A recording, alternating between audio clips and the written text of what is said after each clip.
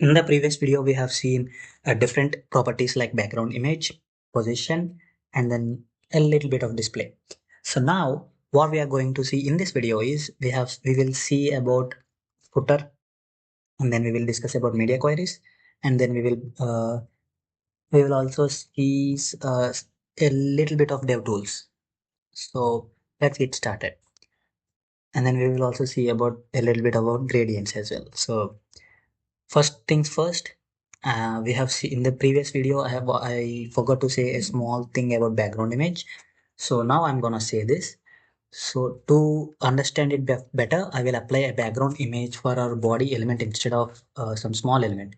So background image, actually not color,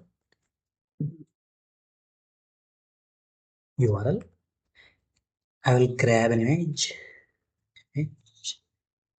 and images. I will search for a small image because we will get a difficulty when we apply background image, a small image as a background of in the background image URL. Did I copy the address? Copy image address, and then I will come here and I'll paste it here, and the space appeared, so I will remove the space. And now the problem, you can already observe the problem, right? The background image repeated itself. If I maximize this, you can see some more background images. So if you want to apply the background image only once, there is a property called background repeat.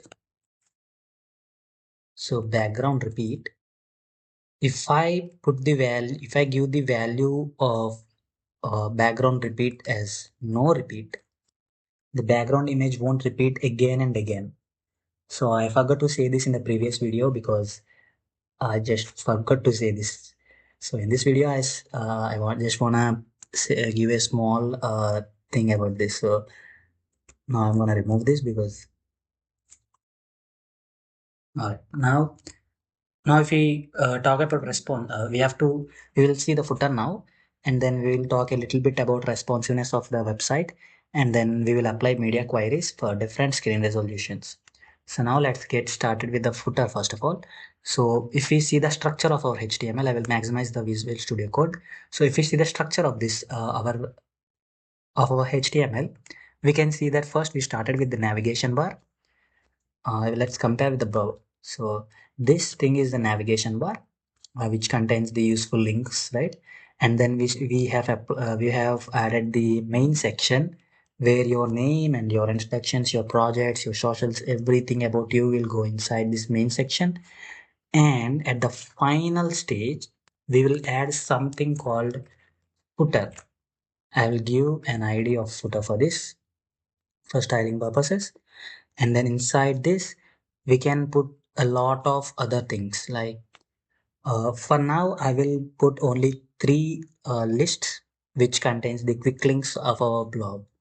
So if you are wondering what footer actually is, if I go to some website, any website, let me show you my website actually.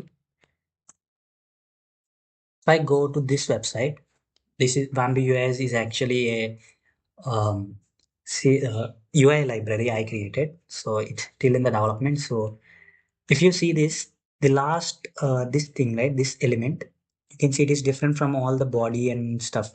So this last thing is actually called footer, and this footer is actually very common in almost all the websites. So if I see something like Amazon or something, if I go to Amazon and if I scroll all the way down, hit all down, you can actually see the footer. So this thing is the footer, and this footer is actually very common in all the websites. Whatever website you see, you will see a footer. So we are going to build the footer for our blog website. So inside footer, you can put a lot of things like but in this video, for this website, we are going to put three different lists which contains quick links of our website. So for test purpose, I will create an unordered list and then three list items each, which contains A. hyperlink. So inside that, I'll simply put hash, and then first one will be about me, and then another one I will give hash as well, and then we will put projects here, and then hash again, and then socials. So I just observed that we have a spelling mistake in projects in our nav section.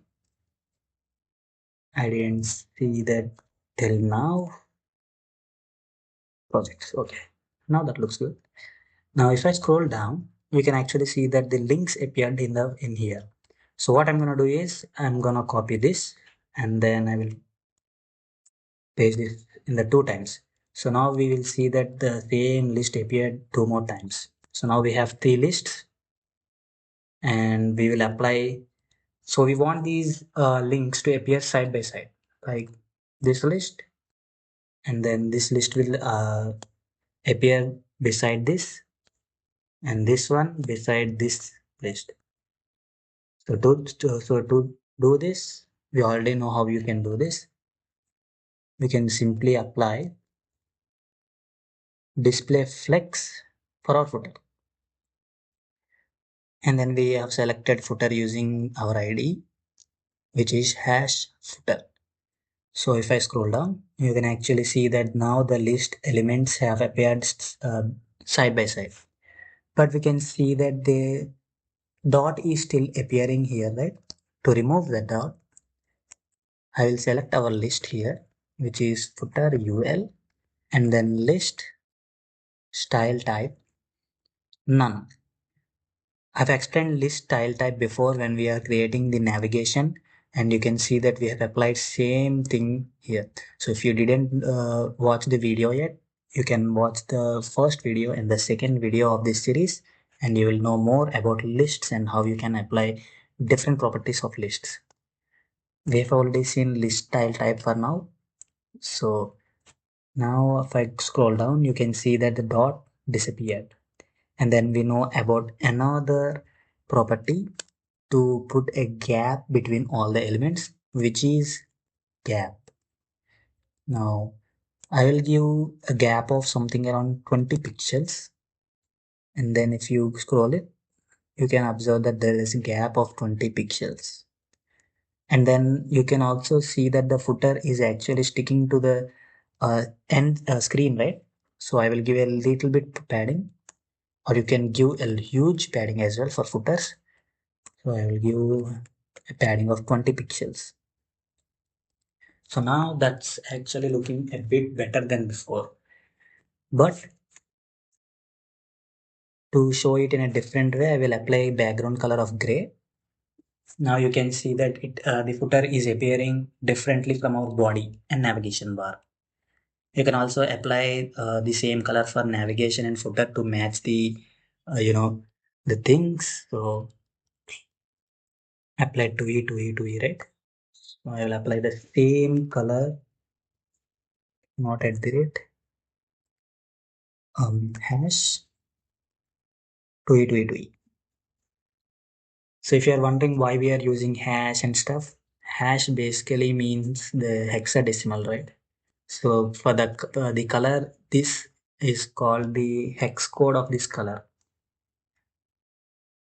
If you click on this in Visual Studio Code, you can change it to HSL, hue, saturation, and I forgot what the L is. And then we have different kind of things here. So we mostly use hexadecimal, and then RGB and HSL. So I mostly use RGB and hexadecimal. That's it. So maybe in this series we will mostly use only these two, hexadecimal as well as the RGB. Now we can see that our navigation and then footer has the same colors, right? We will give small headings for our ULs. We will just leave it that way. We will also design another website in this series, which won't be a blog, but it will be a different website. Maybe a web app if possible, or a homepage of a web app. So now we have created a footer, right? you can simply put some quick links for this. When you're actually designing a professional website, these footers are very important because most of the things about your product goes into the footer, or a company goes into the footer. Like if you see in our video, you can see about me, projects and socials. But if you see the professionals websites, they actually put some more information like careers and employment and stuff. And then they will put the copyright information as well. So footers are also important in your website. But for blogs and some personal websites, it's not really that important. So now we have added footer as well. It's a small footer. You can enlarge this footer to look beautiful. You can try out different stylings for your footers. So you can try it out, right? Now the next thing we are going to see is gradients. So gradients, the difference between gradients and just normal colors is that you can blend in two different colors or three different colors or different colors basically. So for example, if I want to apply a gradient for our body instead of simple black, if I want to blend two different colors, we can use a gradient. So I will comment out the background color, and then I will use background, and then we can simply do linear gradient. And the first color will be, let's say, black, and then second color will be gray. So you can see that our body started with the black color, and it ends with gray color. So gradients, you can apply different gradients this way.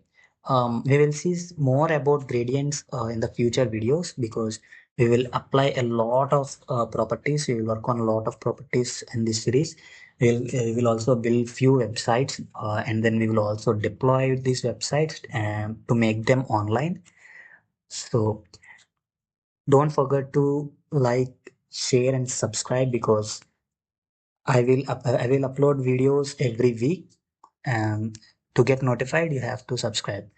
So now you can see that the gradients, and then there is another gradient called as radial gradient.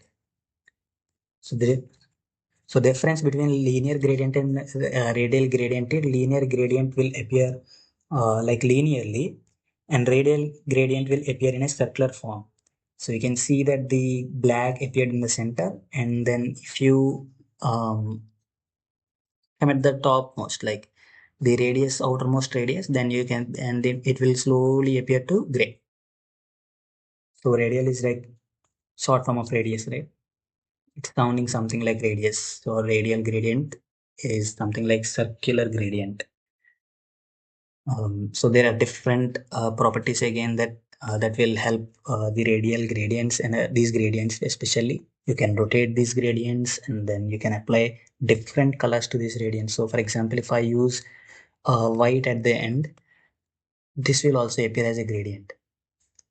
So you can apply a lot of colors for the gradients, but for now I'm just gonna use two, and I will use a linear gradient instead. We will see about gradients in depth in the future videos, so you don't worry about gradients. So it's fine. And now I actually forgot to say another thing in the previous video, which is a property called background repeat. So we apply background image for one of our elements, right? We didn't see any problem, because the elements actually fit to the elements. I mean, the image is fit to the elements. So what if the image is smaller than the element? That is when the problem occurs. To show this, I will apply a background image for our body. So background image URL. I will grab a small image. I will search for small image. I already searched for small image. So I will grab this image, copy image address, and then if I paste this inside this, it won't appear because there is a space here, right? I will remove the space. Now, if you see that the image repeated itself, so you can see that it appears infinitely. If the device width changes, you can see that the image appeared. And we have another problem, which is footer is it is not sticking to the end. We will also see this. We will fix this actually in this video. So now to fix this, to only put the background image once, we will use this property called as background repeat. Background repeat. So repeat, and I will give no repeat, and then it won't repeat the background image. So this is one of the important property you can use when you are applying background images to your elements, because if it appears more times, it will be a bit weird, right? In some cases, you want it to repeat, but in some cases, in most of the cases, you don't want to get it repeated. So now I will apply the, let's apply the gradient. Let's put the gradient one because it's different, right? All right. So now, actually forgot to say something. Oh yeah, I wanted to see another thing called as shorthand notations for different properties. We've already used shorthand notations, which is, let me show you in the section. Yeah. So in this other section, we applied padding in a single line. To apply the same thing, you can also do something like padding top 10 pixels, padding right 0, padding bottom 10 pixels, and then padding left 0. So if you write this single line, it is equivalent to these 4 lines. So in this single line, you're applying the padding for top as well as bottom, and you're resetting the padding for right and the left of section element. So this is actually a shorthand notation for these 4 lines. So in the same way, we have shorthand notations for a lot of properties. We will see them in the future videos. There is actually a shorthand notation for background image as well. So for example, if I go here and I'll comment both of these, and if I do background image and then URL, then if I apply this, I forgot to remove the space, and you can see that the image is actually small, right? If you want to put this image, no repeat. We have used in previously we have used background repeat, no repeat, right? We can simply do no repeat here, and the styling will appear there. We cannot see it here. Actually, I can remove background image actually, and we will see that it appears. So these shorthand notations are very useful when you write a huge code. When you write a code which involves in the huge lines, then the shorthand notations are very helpful because you can apply paddings, margins, and then we have seen the background as well. So these things will appear. It will be very useful when you write huge codes. So this will decrease the line count, and which will automatically decrease the file size, and which will automatically decreases the transfer of data. So finally, the internet data will be saved. So I just forgot this to say in the previous video, so I just clarified this, and then I will revert back. And now we have something called media queries. So when building a website, we don't build for only a one device, right? So we will apply, we will develop it for computers, and then we will apply for develop it for tablets, and then we will also develop it for mobiles. So the only thing that changes in these three is in the front end part, the resolution. So for laptops, it will be a huge resolution, something around 1200 by 790 or something, and 1080, 1920 by 1080 or something like that. And if you take mobiles, the width and the height, like the dimensions will be decreased. Like for example, if we take a mobile, its width compared to a laptop or a TC is very small. So to make when you build websites without responsives, like we use display property for our most of our this website. So displays property and grid actually helps in responsiveness of our website. Responsive in the sense when you change the device dimensions, the elements will change themselves according to the device dimensions. So display and grid are very helpful, and that is why we have used display flex and in this project. So you can see that when I change the width of our web page, you can see that the elements are changing accordingly according to the width of our page. So it's because we use display flex. So if we didn't use display flex, this will appear differently. And we actually use a display wrap, actually flex wrap to wrap, and that is why these things are appearing. These things are changing according to the what we say width. So if I actually comment this out, if I comment the flex wrap, you can see the difference. If I decrease this, they look congested. And if the device width is further reduced and your content is huge, then they will what is overflow, the content will overflow, and it will also look a bit difficult to read the content inside your website. And we also have another problem with our footer, right? So to change this, what we basically do is we discuss the properties we are going to use in the previous videos. So watch those videos if you don't know about these properties. So I will apply a position property fixed, and then I will apply bottom 0, and then width 100%. So with these three properties, we have fixed our footer at the end of this.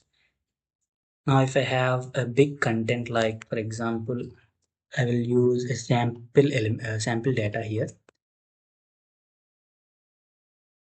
Div has sample, and then I will apply a lorem ipsum text of 10 lines maybe. And then you can actually see that this is fixed, right? Now we have another problem, which is footer is getting fixed in the bottom.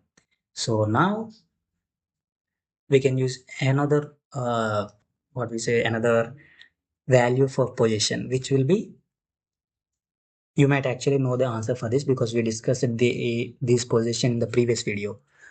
So maybe I will leave it this way and comment down the correct answer for this. Instead of fixed, we can use another value for the position property. So right, if so I'm gonna change this at the end of the video, or I will actually reveal it in the next video. So stay tuned. So I will just leave it here this way. In the next video, I will show the answer.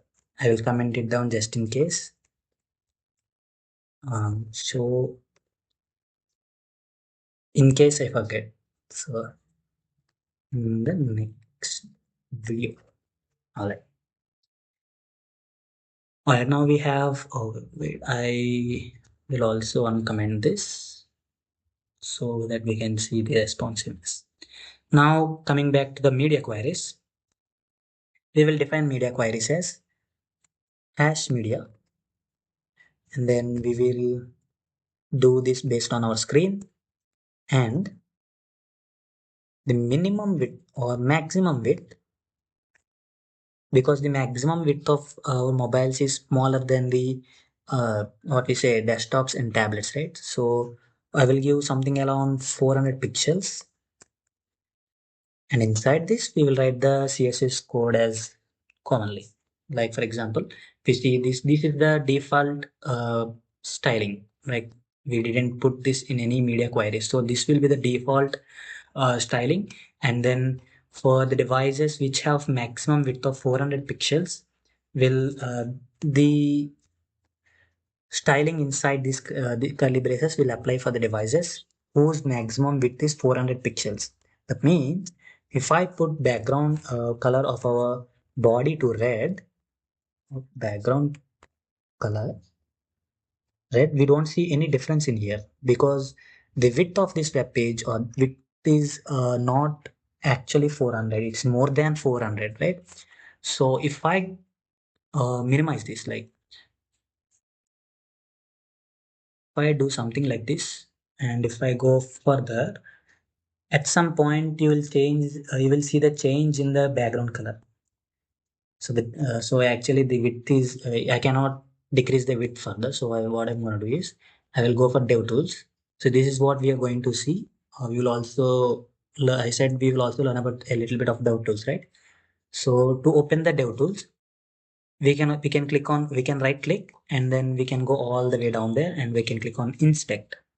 This will open this window, which where you can manipulate your HTML, CSS, and then you can run JavaScript commands. Beware of this exact window, the console window. If you are visiting a website or anything, and if someone told you to execute some kind of things in this console, I'm 100% sure that they are scamming you. So beware of this. If someone told you to write something here or run something here, don't do it. If you're doing it, then you're getting scammed for sure. But in this series, we are actually going to use this to test our website. You don't need to worry about for this series because we are only concentrating on the front end in this series. But in the back end, we will use it again. But you will only write based on your code, so it's fine. We'll use only small things like console.log and stuff. So it's don't worry. But if your browser has your credit card information or something, don't run any commands or any code. If someone gave you any code and if they ask you to run in the console, don't run it because they might be scamming you for real. Now, uh, we are going to see only one thing in this dev tools in this video, but in the future videos we will see dev tools a lot because dev tools are very helpful when you are developing a website, right? So we will see some this one in this video. We are going to see only this one, which will toggle your website to different screen resolutions. So if I click on this, it will change to mobile display. You can see the width and the height of this. You can select a device here, or if you have a dimensions here, you can also add your device here. But for now, I'm gonna go for the default ones. And you can see the width is 496, and the height is 608 pixels. These both are pixels. So, and we have applied maximum width. So if the maximum width of a device is 400 pixels, then this style will appear. So now if I increase the width of our device to something like 400 pixels, and if I cross this, background color should change. And it didn't change because I applied a gradient here. So if I comment it down and nothing happened. Did I do something wrong? Maximum width. What if I change it to minimum width? Yeah, so minimum width.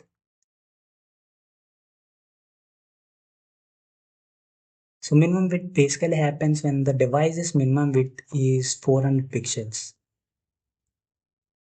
But if I put maximum width, so maximum width occurs when the device width is from 0 to 400. Yeah. So previously it didn't work because we have the linear gradient, right? So if I remove the comment, we can see that, yeah. So I'm just confused because why it didn't work. But the reason it didn't work is because we applied gradient by default. So if I remove the gradient, you can see that the red color is applied. So when the device width is 0 from 0 to 400, the background color will be red. And after 400, the default styling, which is the hash 2121 and 200 hash 212. So up to 400, the device the styling will apply. The styling will apply to our web page. And after 400 pixels, the default styling, which is hash 212121, will apply for this. You can see the difference here actually. So now if you have a certain range, for example, if you have minimum width and maximum width, like for example, if you want to style your page from, if the device is from 300 pixels to 700 pixels and you want different styling for this exact frame of dimensions, you can also do it by just creating a media screen, and you have to define both minimum width as well as maximum width. We have already applied for 0 to 400 pixels. So I'm going to apply from 400 pixels to 700 pixels. So minimum width